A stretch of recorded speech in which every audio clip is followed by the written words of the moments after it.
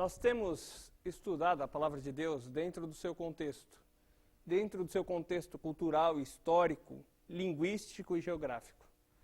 Nós, através dos estudos, temos visto como Deus é e como Ele age. Nós vimos que o povo de Israel, por exemplo, se afastou de Deus, a ponto de até mandar apedrejar ou apedrejar os profetas que Deus enviava. As pessoas que Deus mandava para eles, para falar sobre o recado de Deus, sobre a palavra de Deus, aquilo que Deus tinha para o povo se revoltou a tal ponto de chegar e apedrejar e até matar muitos dos profetas. Como consequência desse ato, Deus tirou a proteção sobre a nação de Israel e eles foram levados cativos. A parte de Israel foi levada para a Síria e a parte de Judá, que seria a tribo de Judá e Benjamim, foi levado depois para a Babilônia, anos depois. Eles voltaram para sua terra, reconstruíram o templo, o pessoal de Judá, voltaram, reconstruíram o templo, reconstruíram a cidade, mas depois disso se afastaram de Deus de novo, e veio mais castigo sobre Israel. E por fim, onde nós paramos no último estudo, os judeus estavam sendo agora súditos, estavam tendo que pagar impostos para Roma. Roma mandava e eles pagavam os impostos e tudo isso ia para César. Tudo isso por consequência de um ato simples. Eles não queriam ouvir o que Deus tinha a dizer. Quando Deus falava, eles não queriam crer no que Deus disse e vinham as consequências daquilo que eles faziam. Também nós temos ouvido a palavra de Deus. Nós temos sido privilegiados de saber o que Deus tem para nós. E qual a atitude que nós vamos ter? Vamos crer naquilo que Ele tem dito? Ou vamos rejeitar aquilo que Ele tem dito, ou não dar valor àquilo que Ele tem dito? E sofrer as consequências depois? Deus, através de todo o Velho Testamento, vem prometendo que mandaria um libertador. E Deus é fiel. Aquilo que Ele promete, Ele cumpre. O povo de Israel achava que pelo fato de que eles não guardavam a lei, eles estavam sofrendo o que eles estavam sofrendo. Claro, fazia parte de não guardar a lei, mas o principal de tudo é porque eles não criam no que Deus havia dito para eles. E por causa disso, o povo de Israel, ele começou a estabelecer regras e mais regras, regras sobre regras, e aí vieram os partidos políticos, mas principalmente religiosos, dos fariseus e dos saduceus. E os fariseus eram aquelas pessoas que achavam que eles cumpriam a lei. Eram tão orgulhosos que eles amarravam uma fita escrita os 10 mandamentos nos braços e mostravam para os outros, olha, eu guardo a lei, aqui está no meu braço. Alguns gostavam de se vestir de branco para dizer, eu sou mais santo e mais puro que os demais. Os saduceus eram uma outra seita que também confiava nas suas obras para ser salvo, mas eles não acreditavam que havia ressurreição. E haviam também os escribas, que eram as pessoas que ficavam transcrevendo a Bíblia. Naquela época não tinha tipografia, não tinha gráfica, não tinha editora. Então, eles pegavam os textos bíblicos, os livros da Bíblia, e copiavam à mão sempre. E esse era o trabalho dos escribas. Então, essas pessoas, basicamente, no aspecto religioso, dominavam o povo de Israel na época do estudo que nós vamos ter hoje. Isso é importante para a gente entender alguns termos e algumas coisas que vão começar a acontecer e ser faladas no estudo a partir de agora. Mas voltando então, Deus, Ele é fiel. O povo de Israel achava que eles conseguiriam agora, através do seu esforço, pelos fariseus, pelos saduceus, chegar até Deus. Mas Deus havia dito que mandaria um libertador, alguém que resolveria o problema do pecado. E o que Deus promete, Ele cumpre. Ninguém pode impedi-lo de cumprir o que Ele disse. Deus, Ele é imutável, Ele nunca falha naquilo que Ele diz, Ele não vai mudar, ninguém vai obrigá-lo a mudar. Nós vemos também que Deus é amoroso, e no seu amor, na sua misericórdia, na sua graça, Ele está estendendo a solução para o ser humano. E Ele vai mandar aquele libertador, que vai resolver o problema do pecado. Também nós vimos que Deus, Ele é onipotente, onipresente, onisciente, e Ele pode cumprir a sua promessa. Muitas pessoas prometem muitas coisas, e não podem cumprir o que eles prometeram, por quê? Porque são humanos. Às vezes não querem, mas às vezes não conseguem. Mas ninguém pode impedir Deus de cumprir os seus planos. Tudo aquilo que Ele tem de planos, tudo aquilo que Ele tem de objetivos, Ele vai cumprir. Porque Deus é onipotente, Ele pode fazer qualquer coisa. Também nós vimos que Deus ele é supremo e soberano. Ninguém pode impedi-lo de realizar os seus planos. Ele está acima de todos e ele manda em tudo. Não tem ninguém superior a ele que pode fazer com que ele mude o seu plano. E é esse Deus que está prometendo que mandaria um libertador. E ele é fiel. O que ele promete, ele cumpre. E nós podemos confiar. Tantas vezes o libertador foi prometido.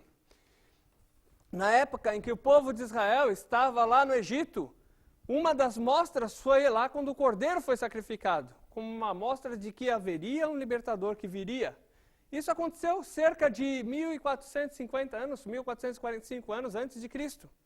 Depois foi prometido a Davi, quando Davi escreveu em vários salmos que nós já lemos, que viria aquele Salvador.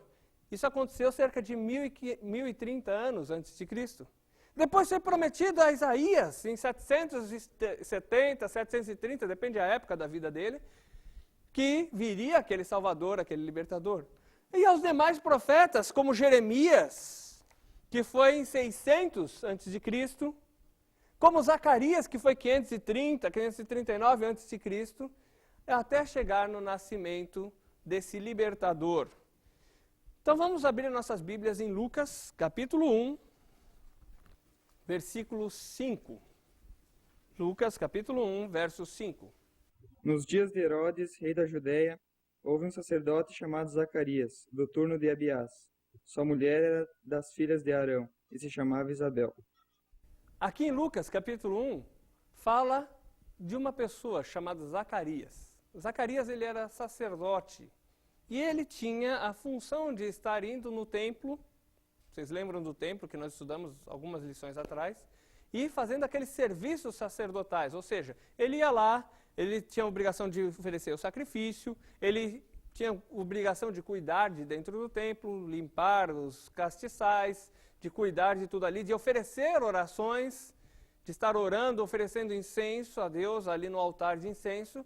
E vamos ver o que acontece com ele quando ele estava no decorrer daquele serviço dele. Capítulo 1, verso 7.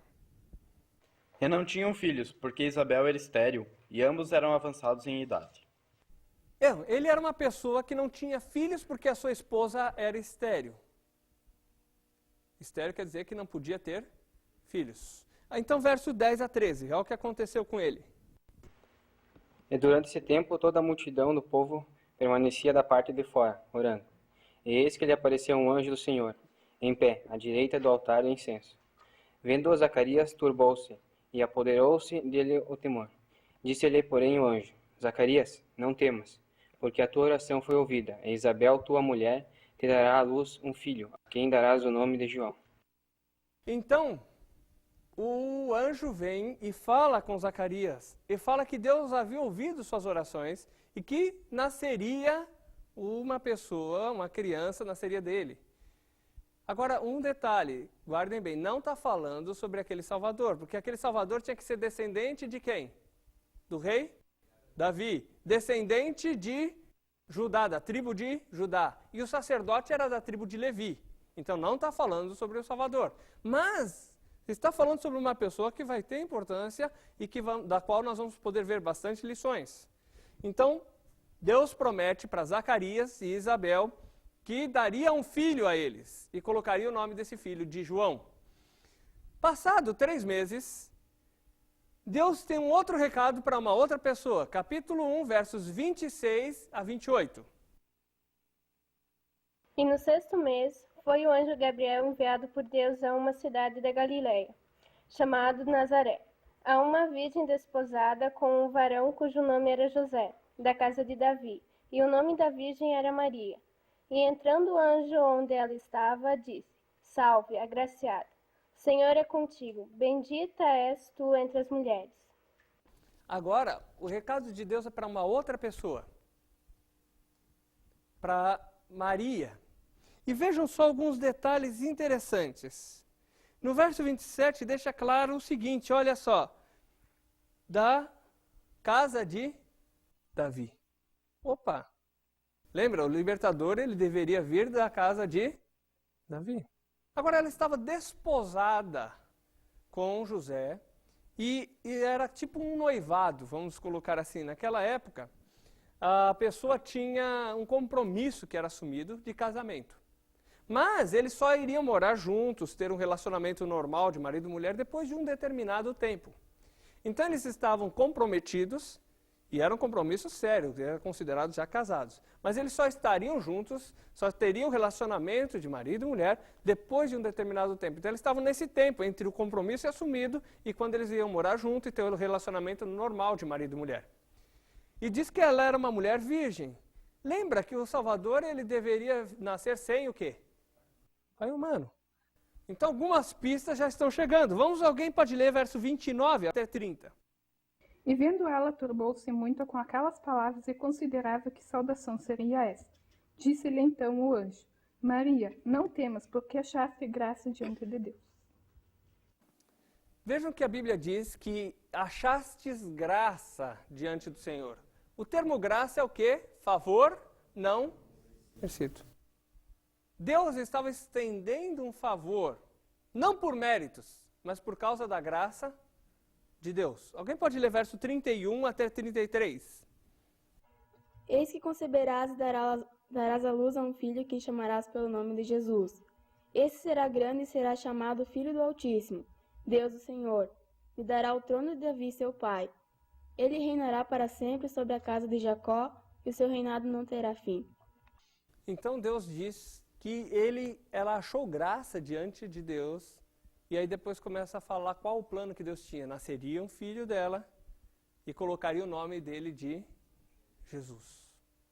Agora vejam o propósito de Deus. Não é o Valdir que está falando, não é uma pessoa que está falando, que Deus está falando aqui na sua palavra. E vocês têm que acreditar no quê? No que eu digo?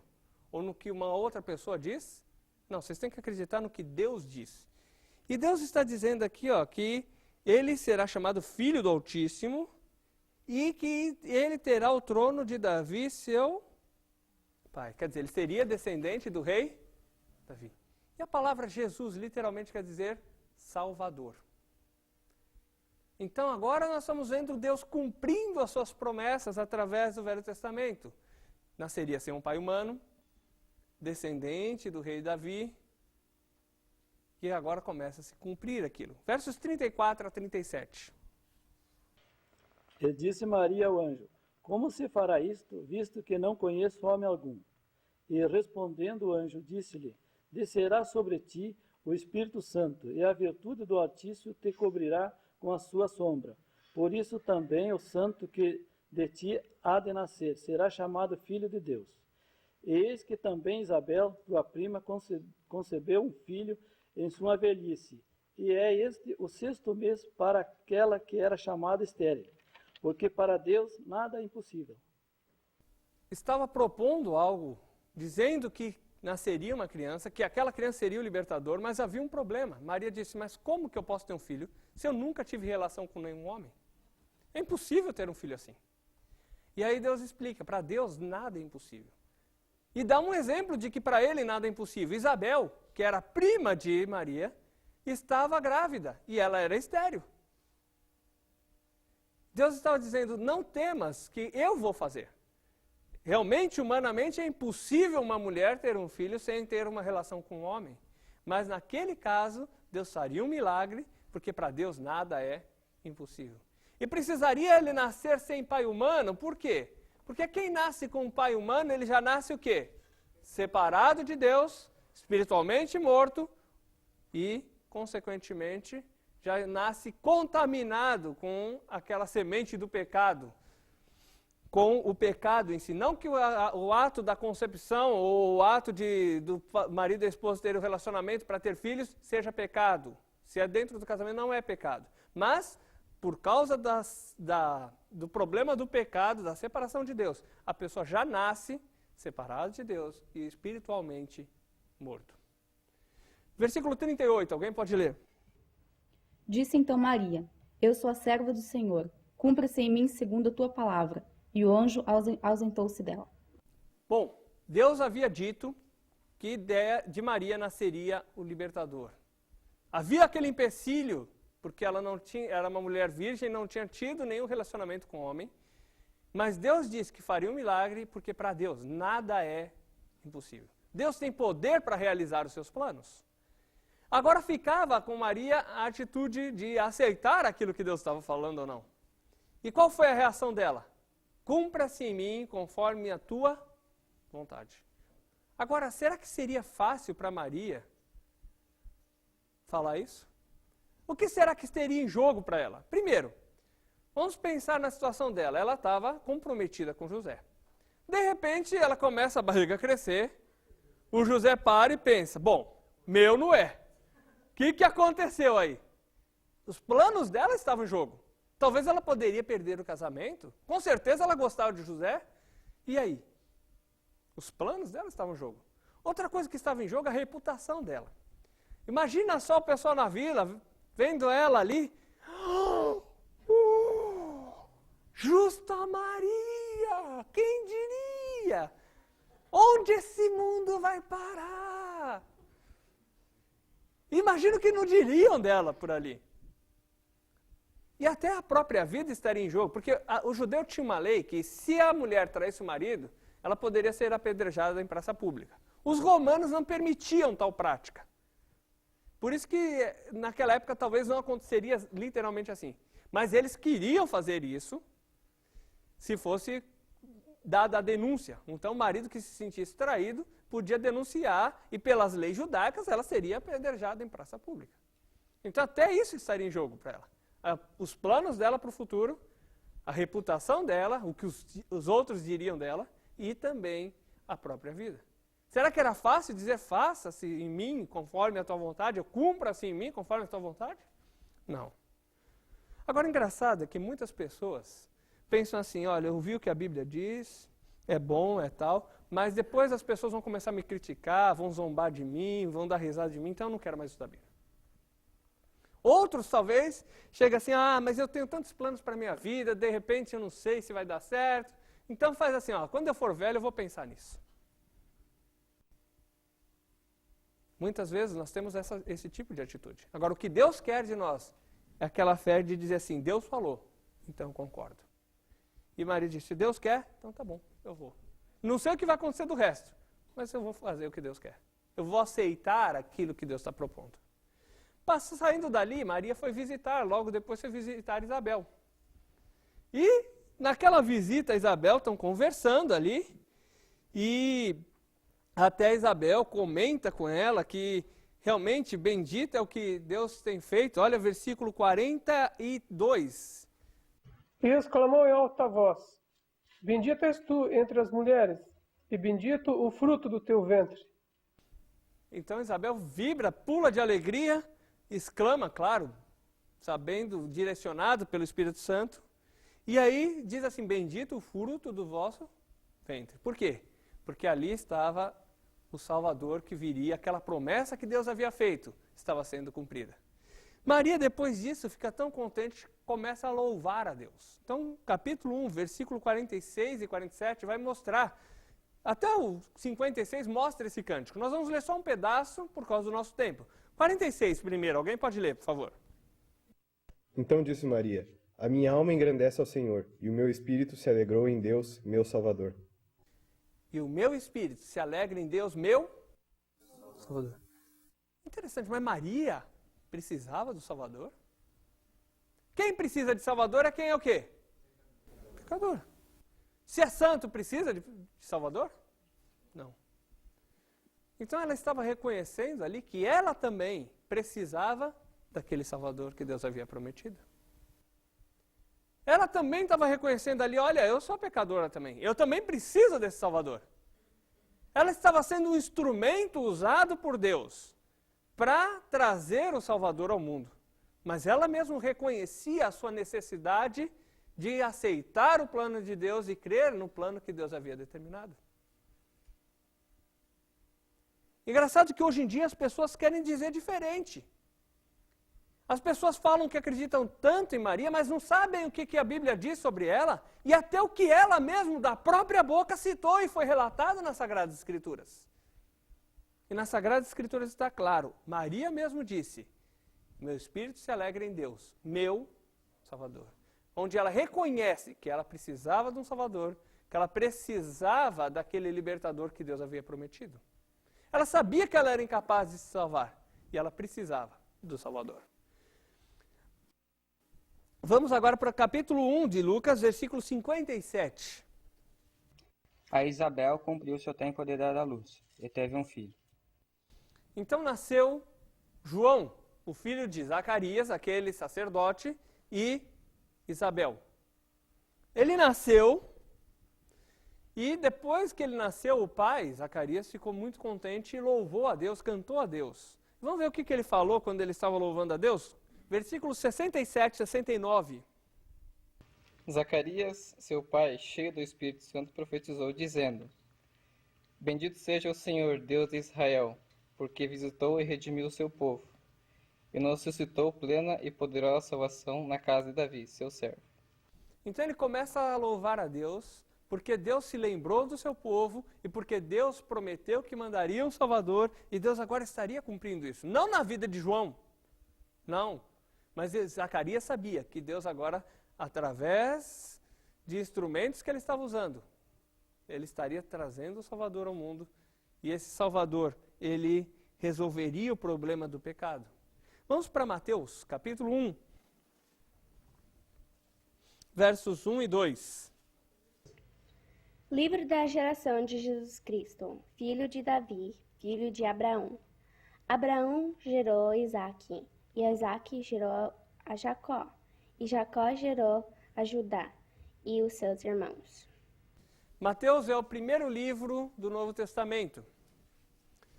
Uma coisa interessante, algumas pessoas às vezes ficam em dúvidas e pensam assim, mas calma aí, está em Lucas, agora volta para Mateus, e não entendem por quê.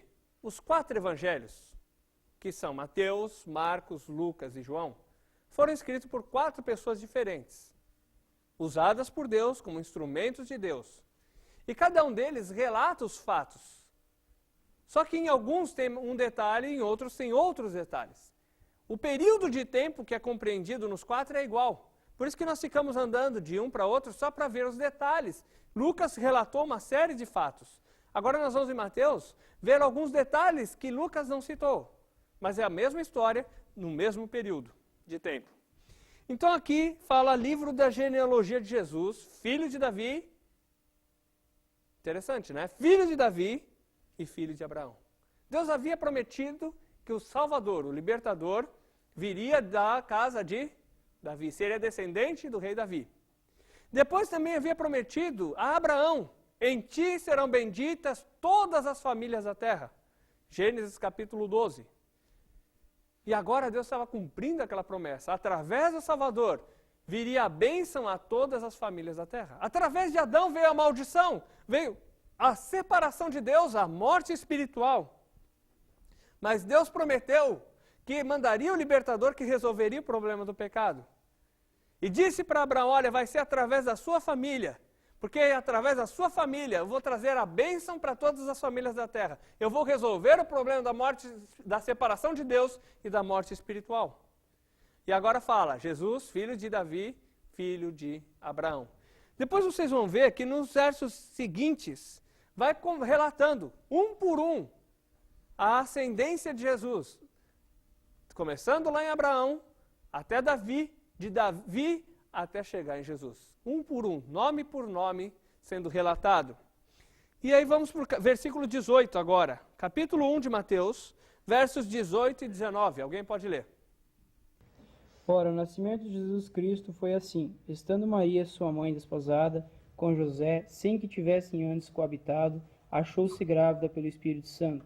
Mas José, seu esposo, sendo justo e não a querendo infamar, resolveu deixá-la secretamente. Bom, José gostava muito de Maria, estava apaixonado por Maria, comprometido com Maria, mas de repente ela está grávida. Ele pensa, bom, o filho não é meu, não fui eu que fiz. E aí ele tinha algumas opções. Ele podia denunciá-la, armar um escândalo, gritar, falar, olha, ela me traiu, ela não foi fiel para comigo, e a coisa ia ficar feia. Mas ele, não querendo difamá-la, o que ele fez? Ele resolveu só deixá-la. Isso mostra que ele era uma pessoa muito correta e que gostava muito de Maria. Mas, na situação, ele não sabia o que estava acontecendo, Então Deus vai explicar para ele o que estava acontecendo. Alguém pode ler versos 20 até o 21. Enquanto ponderava nessas coisas, eis que lhe apareceu em sonho um anjo do Senhor, dizendo: José, filho de Davi, não temas receber Maria, tua mulher, porque o que nela foi gerado é do Espírito Santo. Ela dará à luz a um filho e lhe porás o nome de Jesus, porque ele salvará o seu povo dos pecados deles. Aí vem um anjo e explica para José. Deixa eu pegar aqui para mostrar para vocês. Aí vem um anjo e explica para José qual era o plano de Deus e o porquê que estava acontecendo aquilo. E que ela realmente não havia feito nada de errado, mas ela estava sendo um instrumento usado por Deus para trazer aquele libertador, aquele salvador. E vejam só o verso 21. E vai colocar o nome dele de Jesus. Por que Jesus? Lembra que todo nome tem um significado? E era muito forte isso naquela cultura, naquele costume. Porque ele vai salvar o povo dos seus pecados. Então o nome Jesus quer dizer o Salvador, aquele que Deus tinha prometido, aquele Salvador, aquele libertador que viria, esmagaria a cabeça da serpente, ou seja, resolveria o problema do pecado. Alguém pode ler versos 22 e 23. Ora, tudo isso aconteceu para que se cumprisse o que fora dito pelo Senhor por intermédio do profeta. Eis que a Virgem conceberá e dará à luz um filho, e ele será chamado pelo nome de Emanuel, que quer dizer Deus conosco. Então, tudo isso que estava acontecendo, que nasceria de uma mulher virgem sem ter relacionamento com homem, era cumprimento das profecias, que nem em Gênesis 3,15, que a gente leu, que nem em Isaías, capítulo 7, verso 14. Alguém pode ler agora versos 24, primeiro 24 só. Despertado José do sono, fez como lhe ordenara o anjo do Senhor e recebeu sua mulher. Bom, José, então, ouvindo o que Deus tinha dito, obedeceu a Deus e recebeu Maria na sua casa. Agora, vejam só como é interessante. Para José também não era muito fácil. Porque todo mundo ia dizer o quê por ali? Tá vendo? Eu sabia! Olha lá, estão morando juntos já. Viu como foram apressadinho? Como não esperaram a hora certa? Onde já se viu? Que pouca vergonha! E podiam falar muitas coisas deles. Mas ele não queria saber o que os outros iam dizer. Deus falou. Então é o que bastava para ele. E nós temos que ter uma atitude assim. Deus falou, então eu vou ouvir. Não importa se os outros vão criticar. Não importa se os outros vão rir. Não importa o que os outros vão falar ou fazer. Eu tenho que acreditar no que Deus diz. Alguém pode ler o próximo verso, verso 25. E não a conheceu até que deu à luz seu filho, o primogênito, e pôs-lhe o nome por Jesus. A Bíblia diz que José a levou para casa, mas não a conheceu até que ela deu à luz. Isso é importante. O termo conhecer quer dizer o quê? Ter relações sexuais. Diz que ele não teve relações sexuais com Maria até que ela deu à luz. Agora, se diz que até que ela deu à luz, isso quer dizer que depois que ela deu à luz, ele teve. Ela não ficou virgem o resto da vida. Se fosse assim, ele não teve relações com ela só e parasse por ali, tudo bem. Mas a Bíblia deixa claro que foi até o momento em que ela deu à luz. Depois que ela deu à luz, depois que nasceu o Salvador, não diz mais nada sobre isso. Então, e o outro detalhe, olha só, ele pôs o nome de Jesus. Agora, vamos em Lucas, vai citar uma coisa interessante. Mais um detalhe interessante que vai provar algumas coisas que nós temos dito. Não porque nós dizemos, mas por causa do que a Bíblia diz. Algumas coisas que nós temos visto dentro da palavra de Deus. Lucas capítulo 2, versos 1 até 6. E aconteceu naqueles dias que saiu um decreto da parte de César Augusto, para que todo mundo se alistasse. Esse primeiro alistamento foi feito sendo Quirino presidente da Síria. E todos iam alistar-se, cada um à sua própria cidade. E subiu também José da Galileia, da cidade de Nazaré, a Judéia, a cidade de Davi, chamada Belém, porque era da casa da família de Davi, a fim de alistar-se com Maria, sua esposa, que estava grávida. E aconteceu que, estando eles ali, se cumpriram os dias em que ela havia de dar à luz. César Augusto, imperador romano, havia determinado que houvesse um recenseamento. Ou seja, ia contar o povo, cada um ia ter que ir na cidade onde nasceu, não podia ser onde estava, e fazer um alistamento, um recenseamento, porque ele queria saber quantas pessoas tinham debaixo do domínio dele. Ele queria fazer um mapeamento de tudo para saber quantas pessoas tinham, quais os planos que ele ia fazer em cima daquilo tudo, talvez pensando em arrecadar mais de repente, né? O que é normal nesse tipo de gente. Ele queria pegar impostos de Israel, como já pegava antes, então mandou fazer um recenseamento. E José e Maria tiveram que ir para Belém, porque foi a cidade onde José havia nascido. Só que a distância de Nazaré até Belém era muito grande. Aqui nesse mapa nos serve para ilustrar. Nazaré ficava ao norte do país. Para chegar lá, eles teriam que atravessar todo o estado da Galileia, o estado de Samaria, que ficava aqui no meio, e até Jerusalém daria cerca de 112 quilômetros. E ia chegando até Belém quase 120 quilômetros. Então imaginem só uma mulher grávida tendo que andar todo esse pedaço. Podia ser que estava em cima de um jumentinho, mas 120 quilômetros assim não era fácil. Era 3, talvez 4 dias de viagem. Chegando em Belém, havia um outro problema. Não tinha lugar onde eles podiam dormir. Ninguém tinha lugar para eles. Então, versículo 7, alguém pode ler. E ela deu à luz o seu filho primogênito, enfaixou-o e o deitou numa manjedoura, porque não havia lugar para eles na hospedaria. Vejam só que nasceu numa manjedoura, no lugar onde ficavam os animais ali. Mas por que nasceu ali? Porque não tinha lugar para eles na hospedagem. Quando Jesus nasceu, não tinha lugar para ele. Ele nasceu na manjedoura porque ninguém tinha lugar para ele. Agora eu faço uma pergunta para as nossas vidas. Será que nós temos lugar para ele nas nossas vidas? Ou será que nós temos lugar para tantas coisas, tantas preocupações, tantas coisas que nós gostamos, que nós simplesmente rejeitamos e deixamos ele de lado e não temos lugar para ele? Ele nasceu ali, num lugar humilde, num lugar simples. Agora um detalhe que fala ali. E ela deu à luz a seu filho o quê? Primogênito. Mas primogênito quer dizer o quê? Primeiro filho. Quando é o único filho, qual é a palavra que usa? Unigênito. Interessante, né? A Bíblia não diz que Jesus foi o filho unigênito de Maria, mas que ele foi o primogênito. Se foi o primogênito, teve o segundo. No mínimo, teve o segundo. E lembra que lá em Mateus fala que José não a conheceu até que deu a luz. Não estamos falando nada que desmereça a pessoa de Maria. Era o marido dela, era uma coisa normal e direita diante de Deus. Mas, biblicamente, teve mais filhos. Biblicamente, José e Maria, depois do nascimento de Jesus, tiveram um relacionamento normal de marido e mulher. Por isso que diz, deu à luz a seu filho o primogênito. Bom, naquela noite em que Jesus nasce, os anjos um anjo avisa os pastores que estavam ali em Belém. Então alguém pode ler o mesmo capítulo 2 de Lucas, versos 8 até 10. Havia naquela mesma região pastores que viviam nos campos e guardavam o seu rebanho durante as vigílias da noite.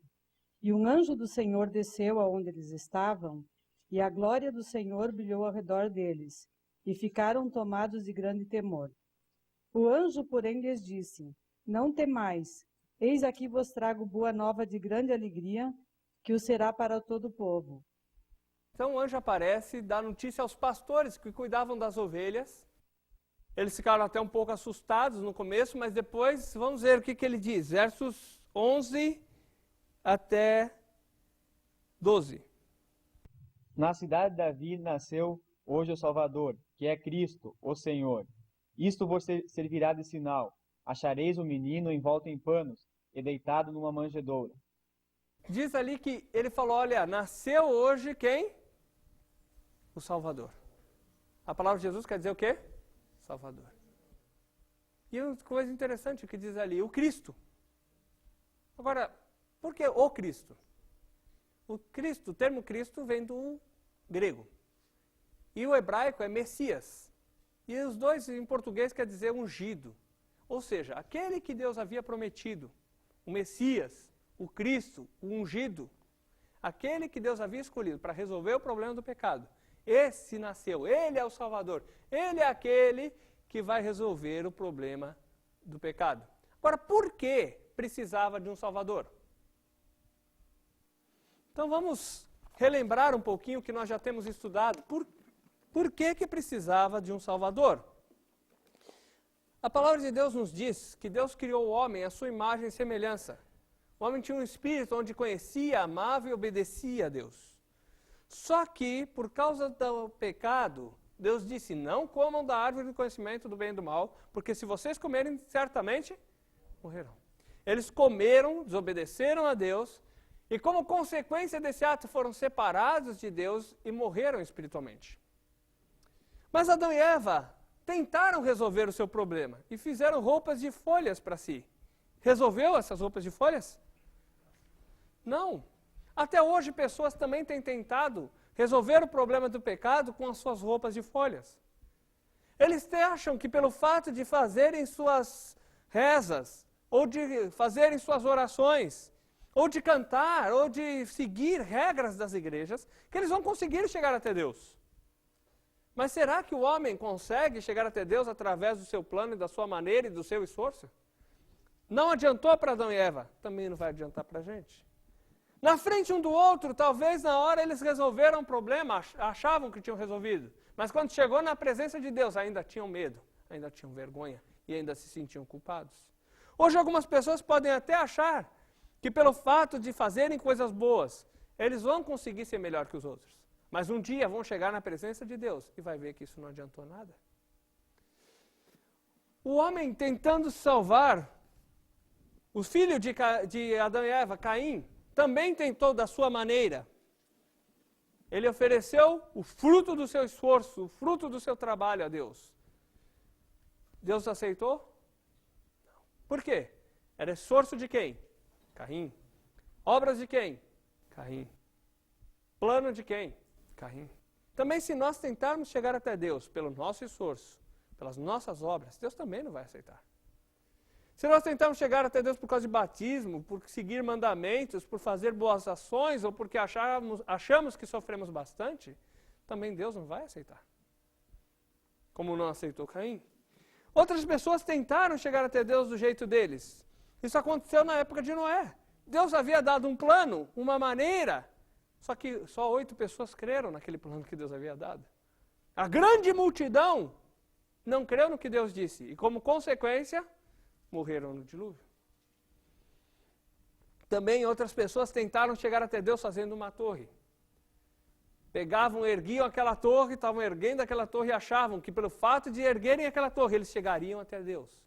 Resolveu? Adiantou? Não. Outros acham que vão chegar até Deus através da religião, fazendo os seus esforços, seguindo os seus mandamentos, fazendo tudo aquilo que lhes é mandado, através das suas obras. Também não vão ser aceitos diante de Deus. Outros tentam chegar até através dos 10 mandamentos. Então tentam seguir os mandamentos, mas nós já estudamos isso. Nós conseguimos guardar os 10 mandamentos?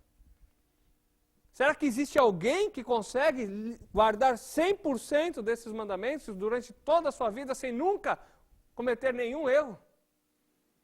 Não. Quantos mandamentos a pessoa precisaria quebrar para cair no inferno? Qual deles? Qualquer um. Quantas vezes? Uma única vez. Seria suficiente.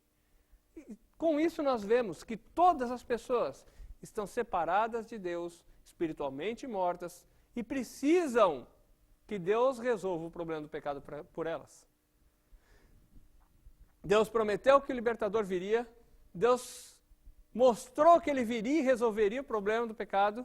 Deus, através do seu plano, matou um animal, tirou a pele desse animal, fez roupas dele e o próprio Deus vestiu Adão e Eva. Tudo plano de Deus, maneira de Deus, esforço de Deus.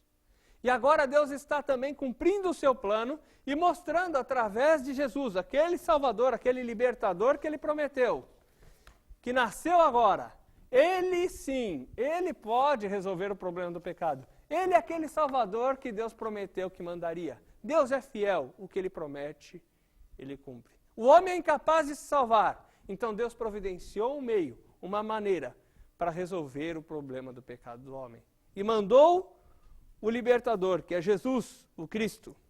Versículo 13 e 14 de Lucas capítulo 2, alguém pode ler? No mesmo instante apareceu junto com o anjo uma multidão de outros anjos, como se fosse um exército celestial. Eles cantavam hino de louvor a Deus, dizendo: Glória a Deus nas maiores alturas do céu, e paz na terra para as pessoas a quem Ele quer bem. Então, os anjos começaram a louvar a Deus, dizendo: glória a Deus nas alturas, paz na terra aos homens a quem Deus quer bem. O amor de Deus foi estendido à raça humana. A misericórdia de Deus foi dada à raça humana.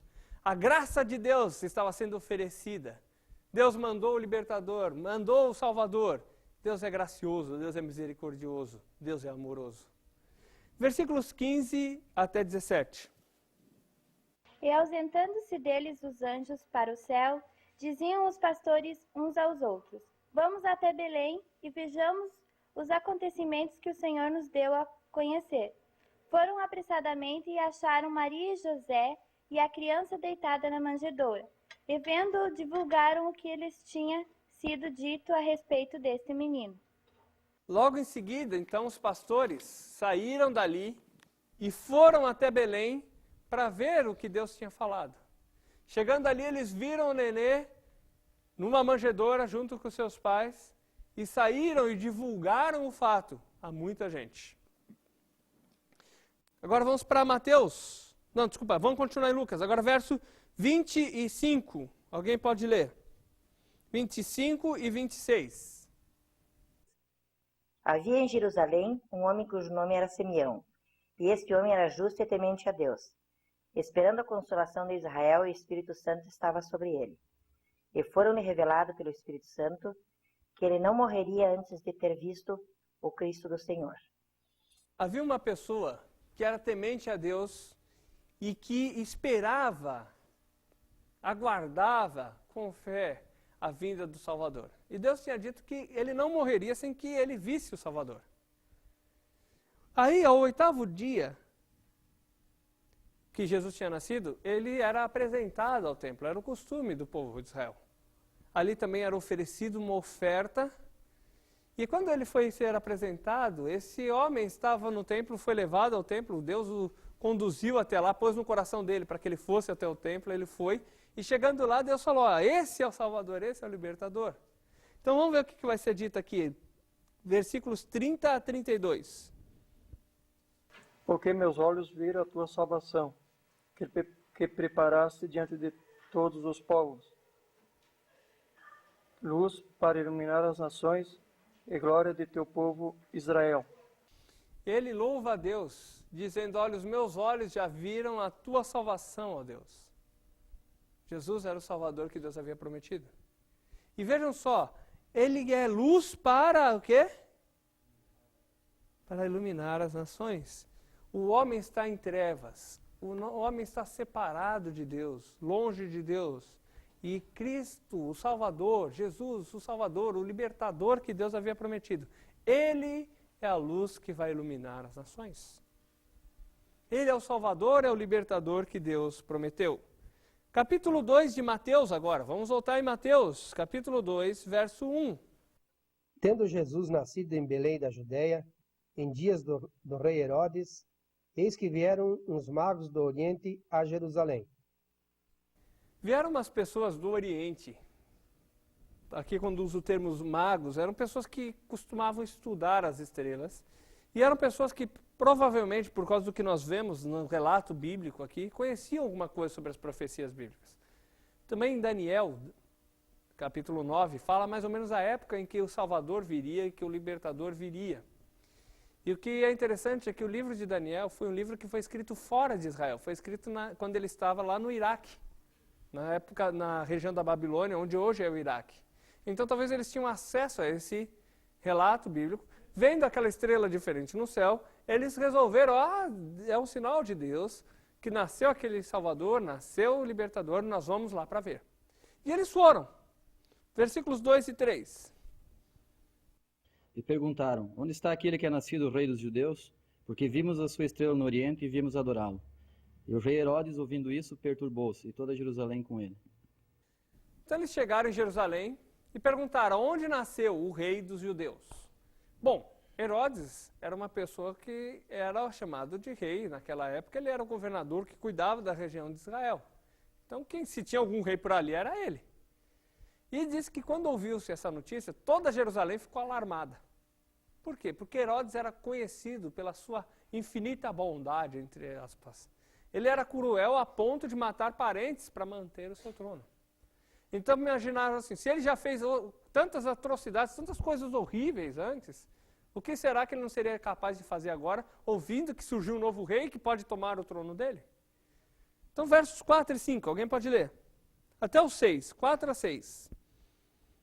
E congregados todos os príncipes dos sacerdotes e os escribas do povo, perguntou-lhes onde havia de nascer o Cristo.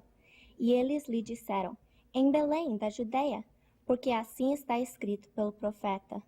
E tu, Belém, terra de Judá, de modo nenhum és a menor entre as capitais de Judá, porque de ti sairá o guia que há de apacentar o meu povo de Israel. Herodes chama os escribas e perguntou, olha, onde nasceria o Cristo? O Cristo quer dizer o quê? O Messias, o prometido, o ungido. Onde que ele deveria nascer? Eles foram lá procurar e disseram, em Belém. Um detalhe importante, os escribas eram pessoas que copiavam a Bíblia, conheciam os relatos bíblicos, tanto conheciam que quando perguntou onde ele deveria nascer, falaram em Belém. Só que uma coisa interessante, eles não tinham nenhum interesse, parece que, no nascimento de Jesus. Eles sabiam os fatos, mas parece que não criam nos fatos. Vejam que pessoas de longe vieram procurando por esse Salvador, mas os que conheciam e copiavam a Bíblia não tinham interesse naquilo. Não tinha valor para eles. Eles sabiam os fatos, mas não criam naqueles fatos. E hoje muitas pessoas são assim, eles sabem coisas sobre a Bíblia. Conhecem algumas coisas de Deus, mas não creem no que Deus tem dito. Espero que nenhum de vocês aqui sejam como eles, que só vão saber os fatos, só vão ter o conhecimento, mas não vão crer. Versículos 7 e 8. Com isso, Herodes, tendo chamado secretamente os magos, inquiriu deles com precisão para quanto tempo que a estrela aparecera. Enviando-os a Belém, disse-lhes, ide, informai-vos cuidadosamente a respeito do menino, e quando tiverdes encontrado, avisai-me para que eu também ir adorá-lo. Então, Herodes disse, olha, é Belém, vocês pegam, vão lá para Belém, e lá em Belém vocês vão ver onde ele nasceu, tudo, e depois vocês voltam, me falam onde ele está, porque eu vou lá adorar ele. Será que ia adorar? Adorar entre aspas, né? Daqui a pouco vamos ver quais eram os verdadeiros planos de Herodes. Alguém pode ler versos 9 e 10. Depois de ouvir o rei, partiram. Eis que a estrela que viram no oriente os precedia, até que, chegando, parou sobre onde estava o menino. E vendo eles a estrela, alegraram-se com grande e intenso júbilo. Eles chegam num lugar e vejam que eles viram parou numa o quê? Acima de uma estrebaria? De uma casa. Versículo 11. Entrando na casa, viram o menino com Maria, sua mãe, e prostrando-se, o adoraram. Então, abrindo seus tesouros, lhe apresentaram suas dádivas, ouro, incenso e mirra. Vejam que a Bíblia diz que eles entraram numa casa e acharam o menino e sua mãe. Veja que a Bíblia não diz que entraram numa estrebaria onde Jesus tinha nascido. Os pastores, sim, foram lá e viram Jesus na manjedoura, mas os magos não. Então, esses dois fatos aconteceram em tempos diferentes. O pessoal, quando faz o presépio, geralmente coloca lá, né, os reis, pastores, ovelha, bode, tudo junto ali. Só que os magos mesmo não entraram na manjedoura, não viram Jesus na manjedoura. Eles viram ele numa casa, foi em época diferente. Então, versículo 11 diz que eles chegaram, viram o menino e sua mãe, e aí disse que fizeram o quê? Adoraram quem? A mãe ou o menino? Adoraram. Não disse os adoraram. Não disse a adoraram. Disse o adoraram. Porque o único digno de adoração é Jesus. Em nenhum lugar da Bíblia você vai ver alguém adorando Maria. A adoração deve ser feita a Jesus. Muitas pessoas às vezes pegam e fazem procissões e a mesma imagem que eles estão confiando tanto naquela entidade, naquela pessoa, e aí eles veem lá que tem uma criancinha no colo, mas eles estão adorando a pessoa. Que nem o Círio de Nazaré, embaixo de Nossa Senhora de Nazaré, tem um menininho no colo, que seria o menino Jesus. Mas todo mundo está fazendo procissão e adorando quem? Ela. Só que, biblicamente, em nenhum lugar encontra ela sendo adorada, mas só Jesus. Maria está lá sentada com Jesus no colo, de repente. Aí eles chegam e adoram Jesus. O que ela faz? Levantou? Ei, e vocês não vão me adorar, não? Foi isso que aconteceu? Não. Ela sabia que o único digno de adoração era Jesus. E depois disse que ofertaram para quem? Para Maria ou para Jesus? Para Jesus. E lhe ofertaram a Jesus. Ouro, incenso e mirra. Bom, os magos, já terminamos, os magos saem dali e voltam, só que eles não voltam para Herodes. Deus avisa e eles vão por outro caminho. Versículo 12. Avisados em sonhos de não tornarem a Herodes, voltaram para sua terra por outro caminho. Bom, Deus, sabendo dos planos de Herodes, avisa a José para que eles pegam e fujam com o menino urgentemente para o Egito, porque Herodes ia procurar para matar o menino. Versos 13 até 15, alguém pode ler. E tendo eles se retirado, eis que o anjo do Senhor apareceu a José, em sonhos, dizendo: Levanta-te, e toma o menino e sua mãe, e foge para o Egito, e demora-te lá até que eu te diga, porque Herodes há de procurar o menino para o matar. E levantando-se ele, tomou o menino e sua mãe, de noite, e foi para o Egito, e esteve lá até a morte de Herodes, para que se cumprisse o que foi dito da parte do Senhor, pelo profeta que diz: Do Egito chamei o meu filho.